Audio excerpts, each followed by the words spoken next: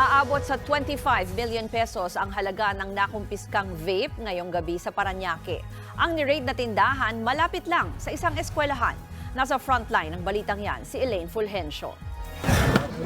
Sinalakay ng mga tauhan ng DTI Fair Trade Enforcement Bureau at District Special Operations Unit ng Southern Police District ang establishmentong ito sa Baclaran sa Parañaque City. Nagbebenta umano riyan ng ipinagbabawal na brand ng vape. Ayon sa mga otoridad, matagal na minanmana ng establishmento na ilang metro lang ang layo sa eskwelahan. Para di agad mabisto, kunwari milk tea shop o di kaya'y apartment building ito sa labas, yun pala ay may bentahan doon ng vape. May nakabinbing kasong ibinebentang brand ng vape na ito kaya sinuspinde ng DTI ang paggawa, pag-angkat at distribusyon nito. Mula po nung sinuspinde yung trading ng DTI, March 15 po yun nung nilabas po namin yung order. Ang parang lumalabas na modus na nila, ganyan gumagamit po sila ng mga bahay, residential houses para imbakan ng kanilang mga produkto.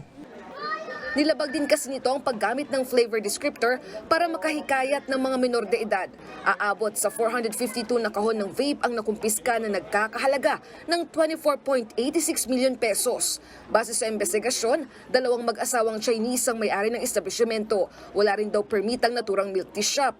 Dadalhin muna sa Fair Trade Enforcement Bureau ang mga nakumpiskang vape product habang inihahanda ang mga reklamong isasampa laban sa caretaker at mag-asawang Chinese.